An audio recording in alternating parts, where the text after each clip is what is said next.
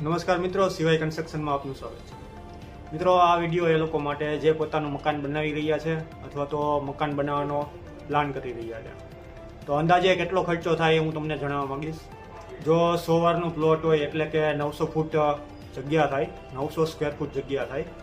તો ડુપ્લેક્સ તમે બનાવો એટલે કે 2 સ્લેબ બનાવો અને ઉપર એક સીડી રૂમનો જે સ્લેબ આવે એ બધું તમે કમ્પ્લીટ કરો એટલે તમારું જે સ્ટ્રક્ચર છે, જે બાંધકામ છે, એ આપણે કેલ્ક્યુલેટરની મદદથી જોઈએ તો 900 × 2 અને 75 ફૂટ આપણે સીડી રૂમ ગણીએ તો ટોટલ 1875। એમાંથી આપણે પાર્કિંગ ઉપર સ્લેબ ન કરીએ તો આપણે અંદાજે કહું છું, અંદાજે 100 ફૂટ આપણે માઇનસ કરીએ તો 1775 એટલે કે 1750 આપણે ગણીએ।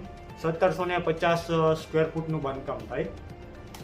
1750 સ્ક્વેર ફૂટને આપણે 1200 વડે ગુણાકાર કરીશું।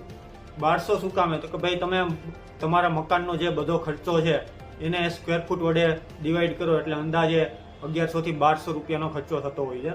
તો આપણે અહીં અત્યારે 1200 રૂપિયા ગુણાકારમાં લેશું એટલે તમારે 21 લાખ રૂપિયા અત્યારે ટોટલ આન્સર આવે છે। 21 લાખ રૂપિયા તમારે ખર્ચો થઈ શકે। તો 21 લાખ રૂપિયામાં તમારે જો તમે મટીરિયલ તમારી રીતે લેવા માંગતા હોય તો મટીરિયલનો ખર્ચો આપણે અલગ ગણવાનો રહી છે।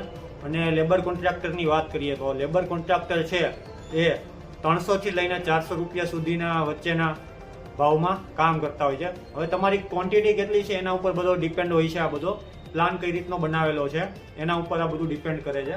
તો તમારે જો કોઈ બીજી ઇન્ક્વાયરી હોય તો તમે મને કોન્ટેક્ટ કરી શકો છો। સ્ક્રીન ઉપર નંબર જણાઈ આવે છે।